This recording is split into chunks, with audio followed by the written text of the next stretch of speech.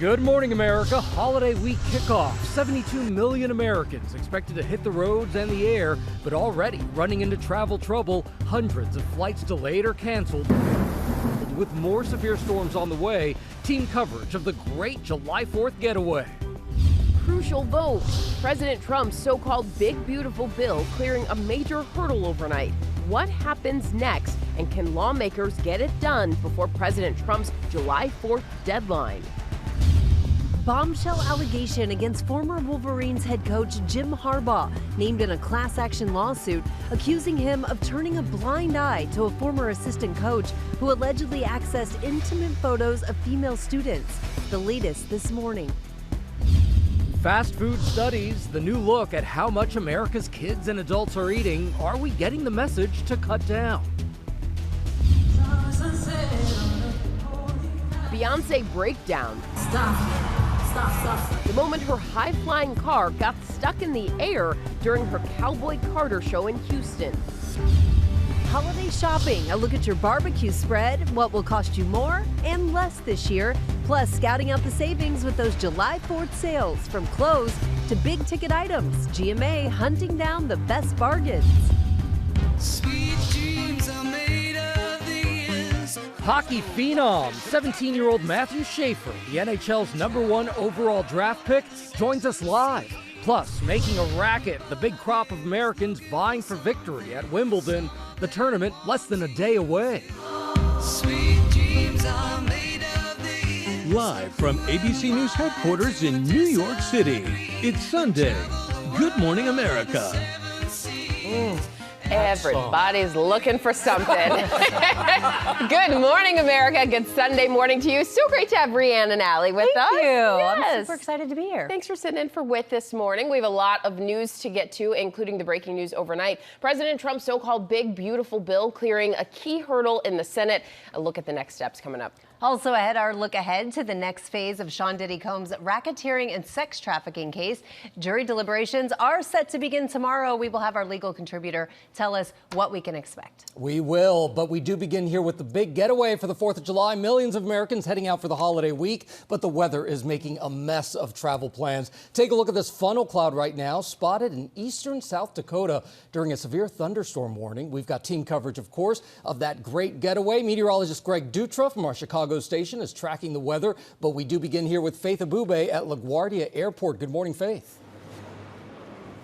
Yeah, good morning to you, Gio. Across the country, some air travelers are starting their holiday travel with some hiccups this morning. Nationwide, there are already hundreds of delays and cancellations on the board. And FlightAware is showing Delta Airlines is experiencing the majority of the issues as it continues to recover from weather impacts.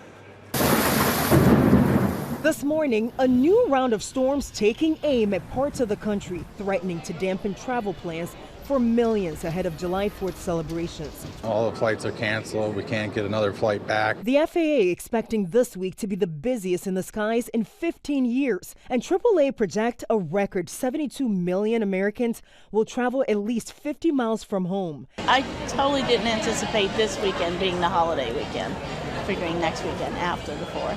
This, as one of the largest U.S. carriers, Delta Airlines is experiencing significant operational disruptions. I'm very tired.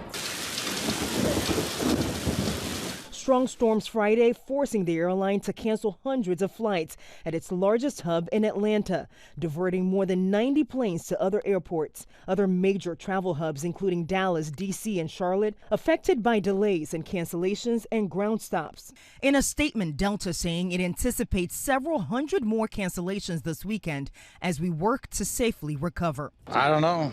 Live in the airport like all these other folks. A record number of holiday travelers, however, avoiding the airports altogether and hitting the road. AAA projecting more than 61 million people will travel by car, a 2.2% increase over last year. Most domestic travelers expected to visit cities like Orlando, Florida, Seattle, Washington, and New York City.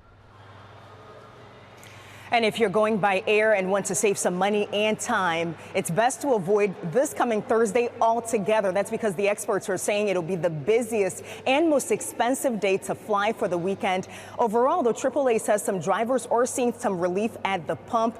Gas prices, the average now, the lowest it's been for this same time period since 2021. Gio. People just want to get away. All right, Faith, thank you so much. But there's a lot happening with the weather, so let's bring in meteorologist Greg Dutra from our Chicago station WLS. And Greg, what can we expect this week?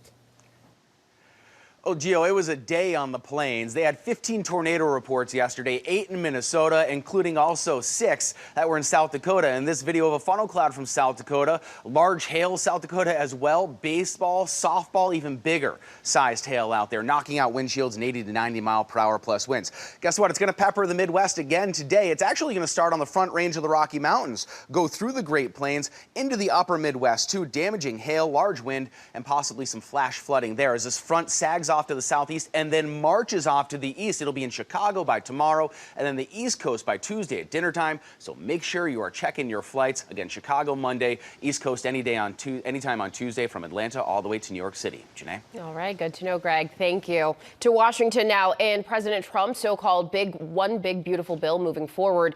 The Senate's late night vote lasting about 4 hours. ABC's senior White House correspondent Selena Wang joined us with the very latest from overnight. Good morning, Selena.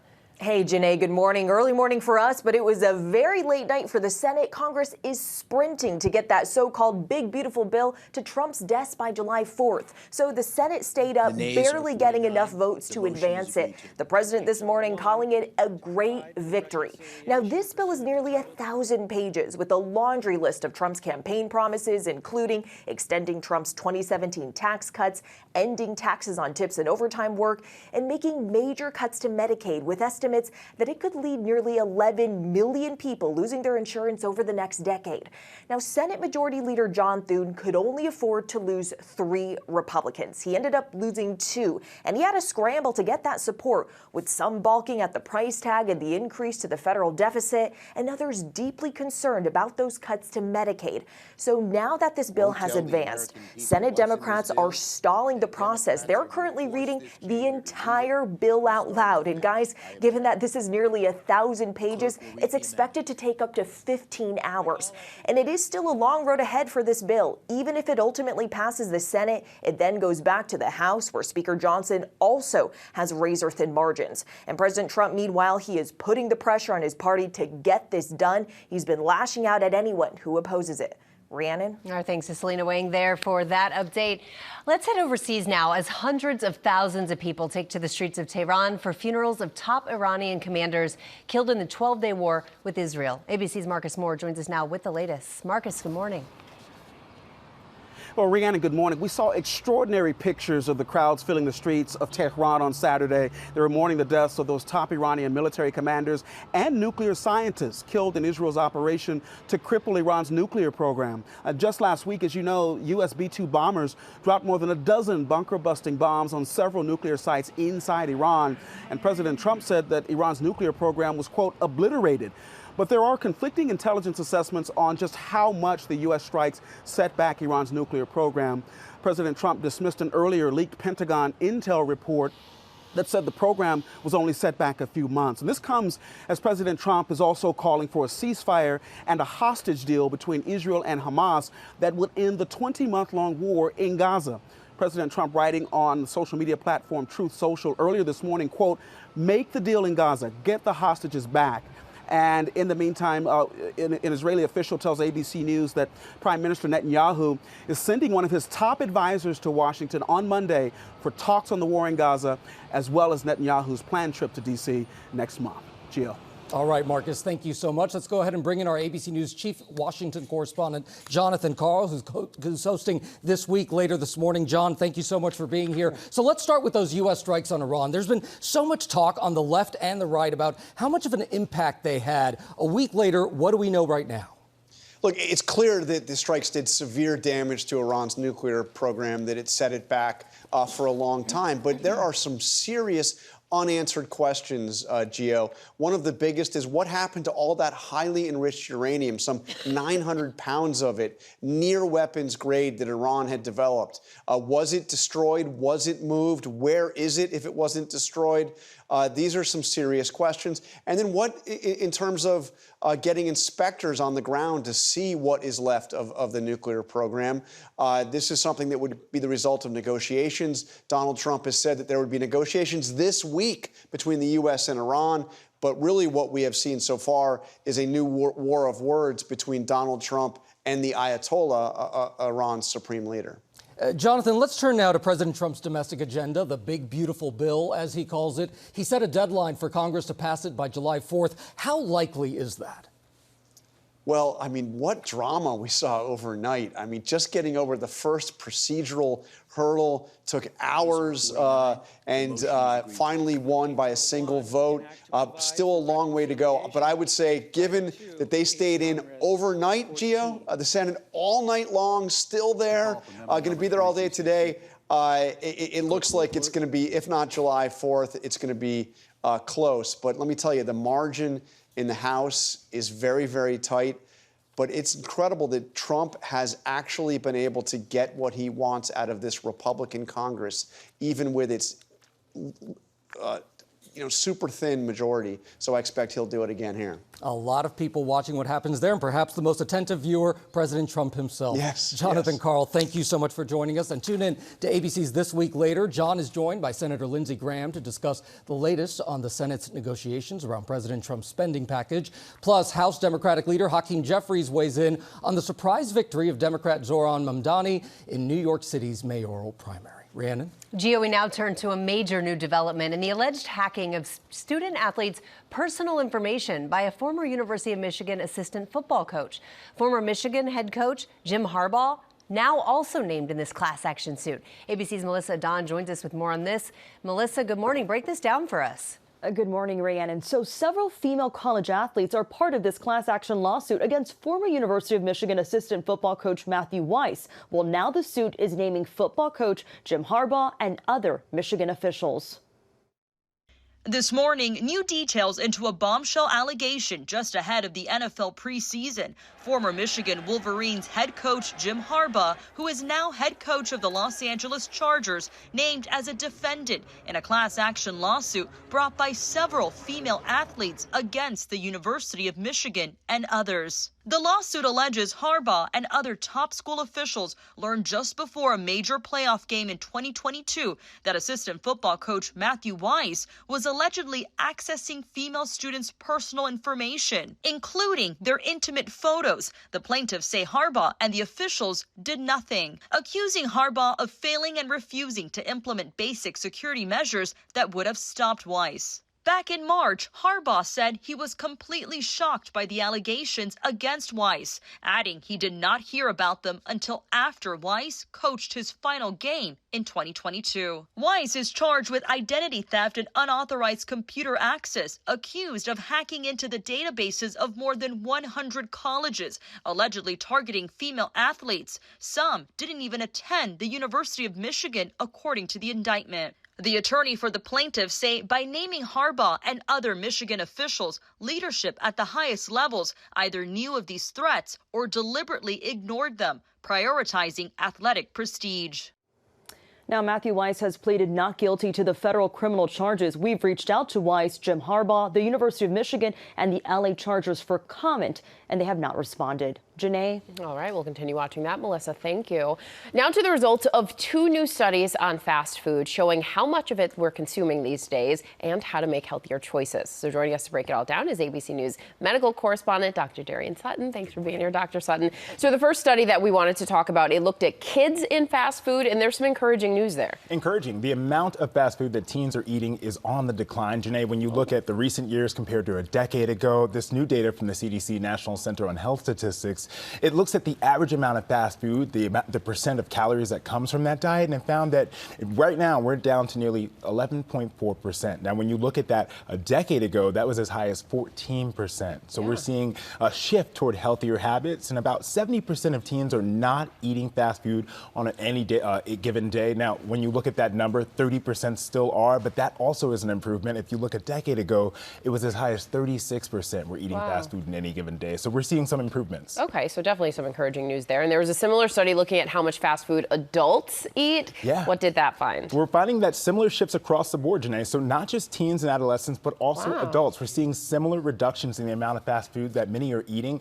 And this is also including restaurant-grade fast food as well as pizza. And it's shifting toward more nutritious home-cooked meals. We saw this decline during the pandemic as more people stayed home, but we're seeing these numbers persist even after we shift back into post-pandemic times. See, you asked me if I ate fast food, and then you threw in pizza, so now all of a sudden my answer's changing.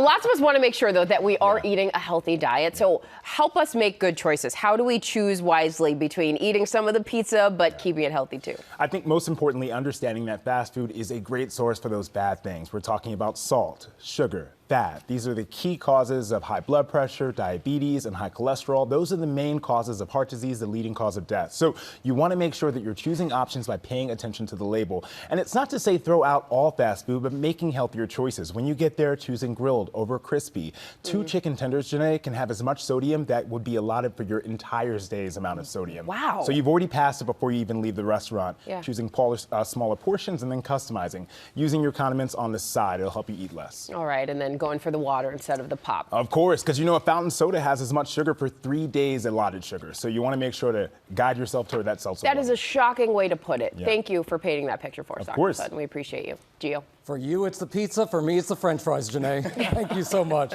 All right, we're going to turn to those terrifying moments for Beyonce. When a high-flying malfunction stalled her Cowboy Carter show in Houston, the singer was performing the song 16 Carriages. When her flying car prop tilted midair, Beyonce stopped the song as thousands of stunned fans watched from below.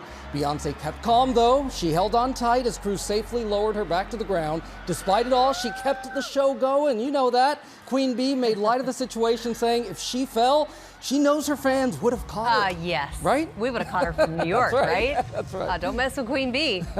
Okay, let's turn to Wimbledon. Play is starting tomorrow in one of the biggest events in tennis. 35 Americans competing this year, including Coco Gauff, fresh off her French Open win. ABC's Ike Ajachi is here with a look ahead. Ike, Coco, let's go. Good morning, Rhiannon. Wimbledon is back, this time with AI line calls replacing human judges and real-time digital tools for fans. The tournament will be headlined by the sport's biggest stars, all while history and innovation collide at the All England Club. This morning, we're just one day away from Wimbledon, and the players are coming out in full swing. This year's tournament is packed with drama, new technology, and a record American presence with a total of 35 players. The women's draw is headlined by the world's top 2, Aryna Sabalenka and Coco Gauff. After their intense French Open final and a bit of post-match tension, the rivals have put any feud behind them, sharing a viral TikTok dance on center court, proving it's all smiles between the two. Okay, guys, we're back. Did you miss us? Because we missed you. Gauff, fresh off her second Grand Slam title, leads a strong group of 4 American women in the top 10 seeds, including Jessica Pegula, Madison Keys, and Emma Navarro. Can she win at Wimbledon? She's got the athleticism, she's got the movement, most important, she's got the heart. And a possible comeback in the works. Naomi Osaka seen practicing on the courts. On the men's side, Jannik Sinner and Carlos Alcaraz are the heavy favorites. Alcaraz, the 2-time defending champion, is looking for a historic 3rd straight Wimbledon title. They've won the last 6 in a row majors. They are dominating men's tennis. They've taken it to a whole nother level. This year, Wimbledon makes a historic change. Electric line calling will now replace human line judges for the first time in its 147-year history. The technology aims for faster, more accurate calls and brings Wimbledon in line with other majors. It'll be a little weird, and if there is a controversy, it just goes to the chair umpire to make the call. It's worked well at all the other tournaments, and I'm sure it'll work well here at Wimbledon.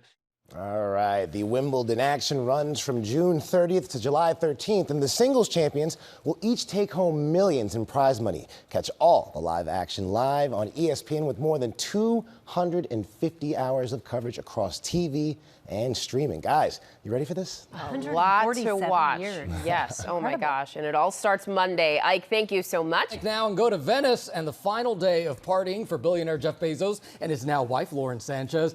ABC's Maggie Rulli is right there with the best assignment of the week with more on the glitz and the protests too. Good morning, Maggie. Hey, Gio, good morning. Yeah, the celebration continued last night for the newlyweds. And guys, that's despite these planned demonstrations from protesters that threatened to disrupt the event. Now, as guests were leaving for that event last night, we did see about 1,000 protesters take over the famous Rialto Bridge here in Venice. They lit off flares. They unfurled a banner that said, "No space for Bezos." But these protesters were actually a little fewer than expected, and the party went on. We saw Jeff Bezos and his bride, the now Lauren Sanchez Bezos, getting into a water taxi together. She was in a Versace gown. We also saw the rest of their celeb-studded guest list getting into those water taxis on their way to the event, many of them dressed in stylish pajama sets and bathrobes. People like Leonardo DiCaprio and Usher. Kim Kardashian was there in a very fancy-looking lingerie get-up. Well, guys, after last night, that is a wrap on the 3 big events that we know about here in Venice. And just this morning, we actually saw many of the mega yachts leaving the lagoon here as well. So, guys, it seems as if this party is finally over here in Venice. But what's incredible is that most of these events all stayed very secret and private. Very hard to get many details from these guys. Thank you, Maggie. And we'll be right back here on GMA. Charlotte York, will you marry me? Yes. Yes, I'll marry you. Oh. Welcome back to GMA. You remember that Sex and the City throwback right there from season 6 when Charlotte said yes to Harry, and their love story is still going strong in the reboot. And just like that, Evan Handler, who plays Harry, he's actually dropping by GMA tomorrow to tell us all about the new season and his surprising new storyline. It's such a good show. It is. Really I got goosebumps watching that. Yeah. Maybe it's cold in the studio, but I love that scene in for Charlotte. So I love that they're still together. Yes. That they've made it. All right, here's a look at some of the top headlines that we're following this morning. Weather experts are sounding the alarm after the sudden loss of a key forecasting tool. The Pentagon announced it's cutting off data from 3 weather satellites Monday. That data helps determine the intensity of a storm. Scientists warn the data shutdown could negatively impact forecasts in hurricane-prone areas. The Trump administration has not explained the move. One of the biggest Pride celebrations will take over a stretch of New York City. More than 1 million people are expected to turn out for the Pride March. Police are keeping the route safe with thousands of metal barriers and lots of officers on patrol. This year's theme, Rise Up, Pride and Protest. Organizers say that the theme celebrates unity and the roots of the Pride March. And the sports world is remembering the legacy of hard-hitting outfielder Dave Parker. The 7-time All-Star was a World Series champ with the Pittsburgh Pirates and the Cincinnati Reds. Parker was set to be inducted into the Baseball Hall of Fame next month. For 12 years, he battled Parkinson's disease. Dave Parker was 74 years old. Well, we start this half hour with the jury getting ready to decide the fate of music mogul Sean Diddy Combs. Deliberations are expected to get underway Monday in a sex trafficking and racketeering trial. Joining us now with some insight is ABC legal contributor Brian Buckmire. Brian has been there in the courtroom. Thank you for being here this morning, Brian. Of course. So we heard closing arguments last week. What were the main points that each side made? So for the government, they're leaning heavily on Cassie Ventura's testimony, that powerful testimony about her being sex trafficked and also transported for the purpose of prostitution. And they have a very formulaic system of walking through the elements of the charges and also how the facts fit in. But for the defense, a big point of their argument is credibility. They're saying that this is a tale of 2 stories, the government's rendition of what happened and the actual facts. And they're trying to poke holes in the credibility of the witnesses and some of the statements to show that Sean Combs is not guilty of the charges he's accused of. And you've been in court through all of these closing arguments here. What's Diddy's demeanor been like? So it's interesting because I get to sit in the actual courtroom. I'm not just in the building itself, but when I step out to do a hit, for example, for ABC News Live, I come back into the overflow where there's an actual camera on him. So from one view, I'm seeing the back of his head, kind of at the side angle. He's leaned back, really attentive. He is scanning the jury, seeing different people's facial reaction. And you would think that he's confident. But when you go to the overflow room and you have a camera in front of him, you can see his legs shaking. You can see his hand going back and forth. Wow. And I would say this, it's probably not indicative of one thing or the other. I've sat in court holding the hand of my client as we wait for a verdict. It's very, very jarring to see 12 people decide your fate as you have another person trying to make the argument that you're innocent. And the jury is expected to get this tomorrow. What is this process going to look like? How is this week going to go? So you're probably going to hear something like the jury's going to get charged. And that's basically just the judge giving the instructions of explaining how the elements fit into this case, how you can adjust for the credibility or assess the credibility of a witness, and how they're supposed to deliberate, what they're supposed to consider and not consider. That will probably take about an hour or two on Monday morning, and then they'll go into the deliberation room. That's when you may or may not get some notes about what they want to hear, what they want to see. But until then, they're just going to sit and wait. We know Friday is July 4th. There's a day off, potentially Thursday as well. So Wednesday is the new Friday for next week. And, you know, Friday is typically indicative of a verdict. All right. So, Brian, it was really interesting you describing how Diddy is in the courtroom. And I know that there was some reporting last week that he said to the judge, you know, I wanted to tell you you're doing a good job. What's at stake here when the jury returns a verdict? So I think there are two big things here. Of course, we're talking about his liberty, incarceration, right? If he's found guilty of that RICO conspiracy, that's up to 15 years up to life in prison. For the sex trafficking, each one of those 20 years, and the transportation to engage in prostitution, 10 years each. Now, because of the nature of these charges, we're talking about consecutive charges, not necessarily concurrent. So think like 20 and 10. Life in 20 could be a lot. But a big part of this, if someone's found guilty of a RICO conspiracy, they don't just try to incarcerate the person. They try to dismantle that RICO financially. So every one of his businesses, all the homes, everything financially that we heard about through the trial, the government could take that if found guilty of RICO. What do you think? Do you think a split verdict here? A lot of people have been talking about this. I know every time you get a contributor on legal, you're like, what's it going to be? What's it going to be? Take that crystal ball out. Yes. If I had the crystal ball and I knew what jurors think, trust me, I'd be a much more successful defense attorney. But in my opinion, I think there could be a bit of a split on that RICO, that criminal enterprise. I think Mark Agnifilo did a pretty good job of saying the predicate acts, the arson, the kidnapping, yeah, they could be there, but is this actually a criminal enterprise? I think it could be split there. Cassie, very powerful witness. I think he could be found guilty of that. Jane, some issues there. And I think the transportation to engage in prostitution, absolutely. If you do all the math, you put that together, I think he's looking at 15, 20, 25 years, depending on how that all falls out and how the mitigation and aggravating factors apply to his sentencing. We know you'll be following it this week. Yeah, thank you so much, Brian, for being here to break that all down and for breaking out the crystal ball for us, too. We are ready to get this party started, aren't we? The 4th of July holiday week is here. Will Gans always helping us out with our big feasts. I know. Let me see. Are those American flags? They're little American flags. Oh, that's Yeah. They look like little You always bring it. Both would apply, I guess. It's all about the red, white, and barbecue next weekend, and we're starting with the best part of any summer soiree, the food. The bad news here, meat prices this year are up, you guys. Ground beef is up more than 16% year over year, but chicken prices have only risen 2.4% in the same time frame. The good news is that fixins for those sandwiches are down in price. Iceberg lettuce dropped 15% in prices, while tomatoes are down more than 8%. Cheddar cheese prices up 6%, and American cheese slightly more affordable this year, having only risen 5% year over year. But don't worry, y'all. As Paul Revere once said, the discounts are coming. The discounts are coming. No. I'm pretty sure that's what he Definitely said. did not. I'm pretty sure I have that right. No. Walmart is currently offering a package deal of a cookout for 8 people at just $6 a person. That includes drinks, desserts, and yeah, hot dogs and hamburgers. And here's something sweet. On July 4th only, Krispy Kreme is offering a free original glazed donut to customers wearing red, white, and blue. That's for you. First Do you love Krispy Kreme? I don't want to talk about it, actually. What about the grill? Okay, so if you do need a new grill, you can save $50 on a Pit Boss pellet grill from Lowe's. And over at Wayfair, there's a griddle available at 22% off. And if you need extra seating or you want to take a grill break, Walmart's offering an Adirondack chair for $140 off its original price. That's a good deal. Yeah, those are chairs expensive. Yeah, sure are. Okay, what about what to wear other than your, American flag tie? Let freedom bling, am I right?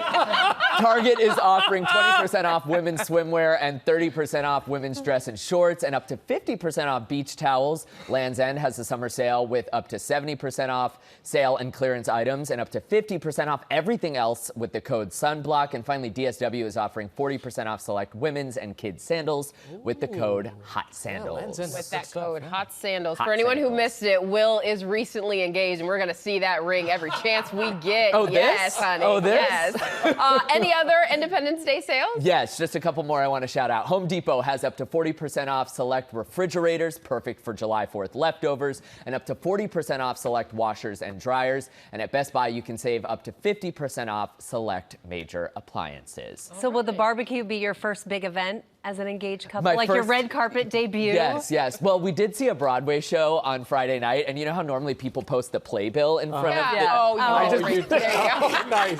Yep. Love it. Continue to celebrate as we all celebrate the 4th coming up. Thank you, Thanks. Will. And still coming up here on Good Morning America, the National Hockey League's #1 overall draft pick, 17-year-old Matthew Schaefer, joins us live. Stick around. And we are back now on GMA, and the future of the NHL on display this weekend. The NHL draft took place in Los Angeles, and on Friday night, the New York Islanders made 17-year-old defenseman Matthew Schaefer the first overall pick. He's joining us live right now in the studio. First of all, congratulations. Thanks. A round of applause. 17 years old. No. What was that like for you? Yeah, Hearing your name called. It was awesome. Obviously, thanks for having me today. But yeah, it was amazing. Lots of tears that day. Definitely got the best of me. But yeah, to hear your name called, it's your dream come true, and it's every kid's dream to get drafted to the NHL. And it's such an honor to be drafted by such a great organization. Oh, it's so exciting that you're going through all of this right now. But it must be bittersweet because you've gone through a lot. You lost your mom to breast cancer a year ago. We know you had her picture along with others in your suit jacket, and there was that moment when you first put on the jersey. How has that been, working through that grief while then getting to this point of just elation? Yeah, no, it's helped me so much along the way. Obviously, I love to give back to the community, and I did a grief awareness visit when I was in Buffalo at the Combine, and I had a day off. So doing things like that really helps, and I got to meet all these kids that I've lost a loved one, and to see what they have gone through, it helps you a lot. It makes you a lot stronger in life, and you just got to look at it as, you've had a lot of great years with my mom and a lot of great memories. You got to remember those memories. And you obviously miss her, but you're happy she's not suffering. Yeah, absolutely. Show us your jersey. Yeah. Let's see it. So this is my draft jersey right here. They put a ribbon for my mom, and then they put her initials. Wow. So it means a lot. Obviously, it's you can look at it and go, what a high class organization, and obviously it means a lot to me, my mom. And it's an honor when, I get drafted by such a great team, but then they do that. It goes a long way for me. I cannot believe you're 17. Just listening to you speak, it's amazing. So the Islanders were a long shot. They got that draft lottery. They won the draft lottery. How does it feel to be coming to New York? Feels amazing. So obviously there's that big rivalry between, the Rangers and the Islanders. So I've been hearing a lot about that. But yeah, Long Island's been amazing. Obviously I got here yesterday, so just, seeing around a bit. So I can't wait. I mean, we're going to get started this week with camp. So yeah, looking forward to it, meeting everyone. So it's awesome. You had an injury last season. You missed a lot of time, but you must be ready to get back into it, ready to go. Yeah. So obviously, like I said, I've been through a lot in life, and that makes me stronger. And going through injuries are really easy compared to a lot of other things. So it's just a bump in the road, but you just gotta work as hard as you can to get back at it, and I can't wait. So yeah, fully healthy. So can't wait to get back out there. Your perspective is incredible, really. Like that's gonna help you go even farther, which is hard to imagine, but incredible. Sky is the limit. Let's Upper Deck and DC Comics actually put out a series of cards. It's really cool. They turned the top prospects into superheroes. You were Superman. Do you have a favorite superhero? Obviously, there's your card Superman. right there. Obviously Superman. Okay. I mean, Superman's a pretty cool person. I mean, does a lot. I mean, I don't know if I'm Superman, but I mean, kind of. Yeah. You pretty much are, man. I mean, 17 years old, and look at where you are right now. Yeah. I mean, obviously, there's a lot of people that have helped me, and especially my family's one. And I wouldn't be here if it wasn't for them and the long days and sacrifices they made for me. How's it been with your dad taking all this in? Yeah, he's good. Obviously, he's a character. If you guys got to meet him, he's no filter on him, so he's just loved to be himself. But he's always there for me. Him, my brother, obviously through the tough times. So to have him in my corner and my brother, it helps a lot. And yeah, there's a lot of tears there. So we couldn't hold it in. It was tough moment. We thought about my mom a little bit extra that day. Wow. I'm so excited for you. Congratulations. Thank you guys. Thank really you for appreciate being it. here. Thank you. So cool. Yeah. See ya. What a beautiful Sunday it's been. He was amazing. He really was. Thank you for joining us here. you can catch more weekend news coverage over on ABC News Live. I'll be there today. We've got some good stuff coming up. Yes. All right, have a great day, everyone. We'll see you tomorrow. Happy Sunday. What was that? Let freedom bling? Let freedom bling. I'm glad the camera moved off you. Come back.